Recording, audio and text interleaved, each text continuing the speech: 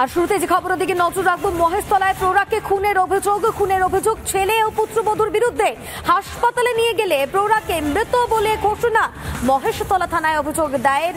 ছেলে ও পুত্রবধূকে আটক করে জিজ্ঞাসাবাদ। মৃতের প্রতিবেশীরা কি বলছেন শুনুন। কাল রাত্রে তো প্রায় 12টার কাছাকাছি জানতে পেরেছি যে এরকম ঘটনা। তো ছেলেটি মাকে মেরে ফেলেছে। ছেলেটি অত্যন্ত বদ ছেলে, ওই রাজমিস্ত্রির জোগাড়ের কিছু একটা কাজ করতো। আগে কখনো মারধর করতো? হ্যাঁ, আগে অনেকবারই খালি মাকে মারবে, ওর খালি বাড়ি নিয়ে নিয়েছে, মাকে বার করে একটা ছোট্ট বারান্দায় সবুজ জায়গায় থাকতে দেয়।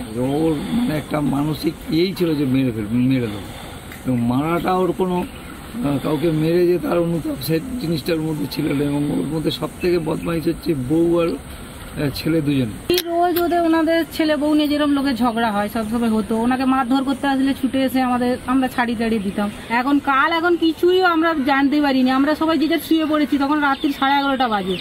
তখন হঠাৎ একজন পাশের এসে বলছে এই মার্ডার হয়ে গেছে, উঠে পড়ে কে মরে গেছে। সবাই তো ভয় পাচ্ছে, হঠাৎ মাত্র কে মার্ডার হয়ে গেছে। তখন বলছে এই অমুক লোকের মা মারা গেছে। বলতে আমরা উঠিয়ে যখন দেখলাম যে সত্যিকারে মেরে তাকে ওইখানে ফেলে দিয়েছে, বলে প্যাকেট করে রেখে দিয়েছে। তখন পুলিশ এসে গেছে।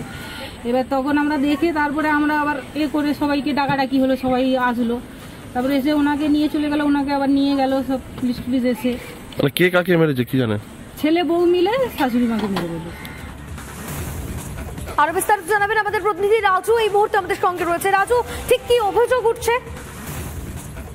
দেখো, মূলত তোমাকে জানিয়ে রাখি, মহেশতলার 19 নম্বর ওয়ার্ডের আকরা দত্তবাগান শিব মন্দিরের কাছে, যেটা মূলত এলাকার মানুষজনের অভিযোগ যে প্রৌঢ়াকে মেরে দিয়েছে, অর্থাৎ মাকে মেরেছে ছেলে ও বৌমা। বিষয় হলো যে ঘর নিয়ে এবং কিছু জায়গা নিয়ে গন্ডগোল দীর্ঘদিন। ছেলে এবং বৌমা মূলত এই যে বয়স্ক প্রভা নাথের উপর মূলত অত্যাচার চালাতো এবং দীর্ঘদিন ধরে ঝগড়া অশান্তি লেগে থাকতো। তবে কিন্তু এইভাবে মেরে দেবে কেউ কিন্তু ভাবতে পারেনি। একটি ওদের 2 কামরা ঘর, একটি অসম্পূর্ণ ঘরে জঙ্গল ভর্তি হয়েছিল, তাকে মেরে প্যাকিং করে রেখে দিয়েছিল। তারপর সেই খবরটা যখন এলাকার মানুষজন জানে এবং পুলিশকে খবর দিলে, পুলিশকে উদ্ধার করে বিদ্যাসাগরে নিয়ে গেলে মৃতা বলে ঘোষণা করে। অথচ যেটা রুমকি তোমাকে জানিয়ে রাখবো যে ইতিমধ্যেই কিন্তু ছেলে ও ছেলের বৌমা আটক হয়েছে। পুলিশ তদন্ত করছে শুধু জায়গা সম্পত্তি না অন্য কোনো বিষয় নিয়ে এই যে বয়স্ক মহিলার ক্ষেত্রে। বেশ, অনেক ধন্যবাদ রাজু আমাদের সঙ্গে থাকার জন্য।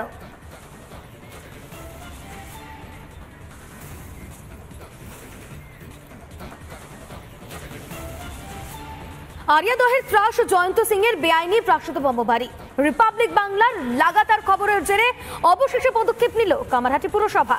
নির্মাণের বিরুদ্ধে জারি হলো নোটিশ। তবে সেখানেও গন্ডগোল। নোটিশে জয়ন্তর জায়গায় অন্য নাম।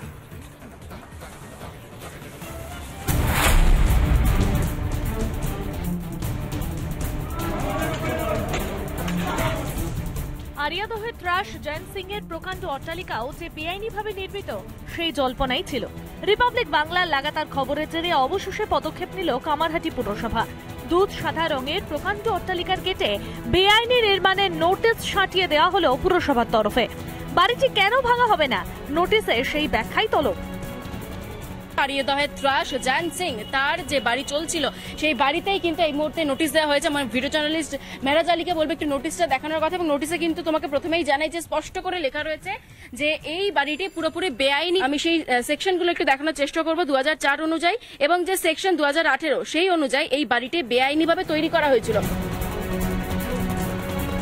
পুরসভার নোটিশে স্পষ্ট হলো বাড়িটি নির্মিত অন্যের জমির উপরেই।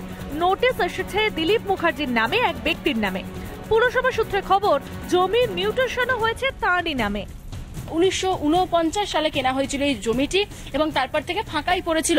তখন কিনেছিলেন তারই পরিচিত এই দিলীপ মুখার্জির ঠাকুরদা, অর্থাৎ ননীগোপাল মুখার্জি। তিনি কিনেছিলেন এই জমিটা এবং তারপর থেকে কিন্তু উত্তরসূরি অর্থাৎ তার ছেলের পরবর্তীতে হয় এই সম্পত্তি। এবং তার পরবর্তীতে বর্তমানে যাকে নোটিশ পাঠিয়েছে দিলীপ মুখার্জি, যার কিনে এই জমিটি ছিল, পরবর্তীতে এই জমিতে জয়ন্ত সিং বাড়ি তৈরি করে। পুকুর ছিল পাশে পুকুর 45 ফুট 45 হচ্ছে জমি।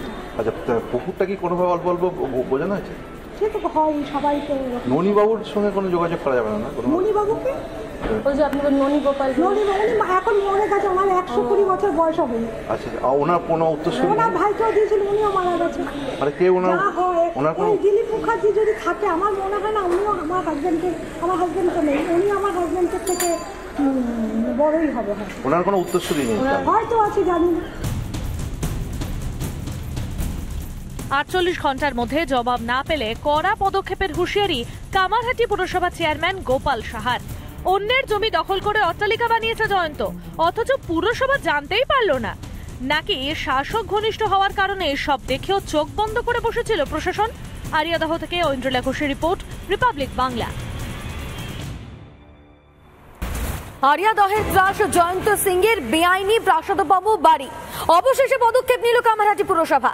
অভিযোগ, অন্যের জমি দখল করে অট্টালিকা বানিয়েছে এই জয়ন্ত সিং, অথচ পুরসভা জানতে পারলো না। এখন এই প্রশ্নই উঠছে। অবশেষে নোটিশ দেওয়া হয়েছে কামারহাটি পুরসভার তরফে, কিন্তু এতদিন কি কিছুই জানতো না পুরসভা? সেই প্রশ্ন উঠছে। এবং এই যে এই নোটিশ, সেই নোটিশে লেখা হয়েছে 48 ঘন্টার মধ্যে যদি জবাব না দেওয়া হয় তাহলে আইনি ব্যবস্থা নেওয়া হবে। আমাদের প্রতিনিধি ঐন্দ্রিলাকে ঠিক কি জানিয়েছেন কামারহাটি পুরসভার চেয়ারম্যান গোপাল সাহা, শুনুন। হ্যালো গোপাল বাবু, নমস্কার। আমি রিপাবলিক বাংলা থেকে কথা বলছিলাম, ঐন্দ্রিলা। আমি বলছিলাম যে ওই জয়ন্ত সিং এর বাড়িতে একটি নোটিশ দেওয়া হয়েছে পুরসভার তরফ থেকে যে বাড়িটি বেআইনি ভাবে তৈরি করা হয়েছে। এ বিষয়ে আপনি কি বলবেন? বেআইনি হয়েছে, তার নোটিশ দেওয়া হয়েছে। পুরসভার কাছে কোনো রকম কোনো তথ্য ছিল না, মানে জানানো হয়নি বাড়িটি তৈরি হচ্ছে? তার মানে কোনো পারমিশনই নেই, কোনো রকম। এক কথা হচ্ছে বৈধ বাড়ি নয়। বৈধ বাড়ি নয়? বৈধ বাড়ি নয়। সেই কারণে তাকে যে জমি মালিক তার নামে নোটিশ জারি করা হয়েছে। পরবর্তীকালে আবার যা হওয়ার হবে। আরেকটা বিষয়, সেটি হচ্ছে যে আপনারা লিখেছেন নোটিশের মধ্যে 48 ঘন্টার মধ্যে যদি উত্তর না দেওয়া হয় তাহলে সেক্ষেত্রে আপনারা অ্যাকশন নেবেন। এক্ষেত্রে কি করা হবে? বাড়িটিকে ভাঙা হবে যেহেতু বেআইনি বলে দাবি করা হয়েছে? চলুন, 48 ঘন্টা অ্যাকশন না হবে না, সেটা অনেক কিছু আইনের ব্যাপার আছে। তো হ্যাঁ, অত আইনের ব্যাপার, আইন নিয়ে সরকারি নিয়ম মেনে আমরা এগোবো। তো সেই কারণে কি ভাঙা হবে কি হবে এখন আমি তো বলতে পারবো না, কিন্তু আমরা ওইটা নিয়ে এগোচ্ছি, নিয়মের মধ্যে করতে হবে।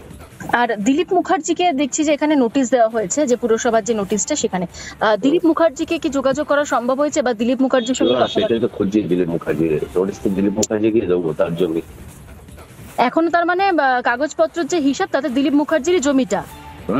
আচ্ছা, দিলীপ মুখার্জির জমি। তাহলে সেখানে জয়ন্ত সিং কি করে তৈরি করলো? এক্ষেত্রে জবরদখল করা হয়েছিল এরকম কোনো তথ্য? সেটা দিলীপ মুখার্জি বলতে পারবে, দিলীপ মুখার্জি খুঁজছে। আর জমি তার ওখানে বাড়ি হলো, সে কোনোরকম আমাদের কাছে অভিযোগ করলো না, ইত্যাদি ইত্যাদি। সেই কারণেই দিলীপ মুখার্জি বলতে পারবে, এই জন্য দিলীপ মুখার্জির নামে আমরা নোটিশ দিলাম। আচ্ছা, আর এই জমিটার বিষয়ে তো অনেকে অনেক কথা বলছেন, তো সেক্ষেত্রে 48 ঘন্টা সময় দেওয়া হয়েছে।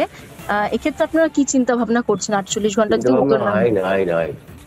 আইনের যা নিয়ম, আইনগত যা নিয়ম, সেগুলোতে আমরা আস্তে আস্তে এগোবো। কামারহাটি পুরসভার পুরপ্রধানের বক্তব্য আপনারা শুনলেন। তিনি বলছেন প্রক্রিয়া চলছে, ব্যবস্থা নেওয়া হবে, 48 ঘন্টার মধ্যে জবাব তলব করা হয়েছে। কিন্তু প্রশ্ন হচ্ছে, এতদিন তাহলে কি করছিল? দিলীপ মুখার্জির নামে এই জমি রয়েছে, কিন্তু অট্টালিকা জয়ন্ত সিং এর। তাহলে কি শাসক দলের নেতা হলেই এমনটা করা যায়? এই প্রশ্ন উঠছে। অন্যের জমি দখল করে অট্টালিকা বানিয়েছে এই জয়ন্ত সিং, অথচ পুরসভা জানতে পারল না। রিপাবলিক বাংলা লাগাতার এই খবর সম্প্রচার করার পর অবশেষে একটা নোটিশ দেওয়া হয়েছে পুরসভার তরফ থেকে। সেই ছবি এই মুহূর্তে আপনারা দেখতে পাচ্ছেন রিপাবলিক বাংলার পর্দায়, যেখানে একটা নোটিশ দেওয়া হয়েছে, অথচ সেই নোটিশেও গন্ডগোল। আমি একবার সরাসরি চলে যাবো, আমাদের প্রতিনিধি সৈকত সেখান থেকে রয়েছে। সৈকত, তোমার কাছ থেকে বিস্তারিত জানতে চাইবো এই মুহূর্তে কি ছবি রয়েছে, এবং সব থেকে বড় বিষয় যে এতদিন কি তাহলে জানতো না পুরসভা? রিপাবলিক বাংলার লাগাতার খবরের পরে কি পুরসভার টনক নড়ল?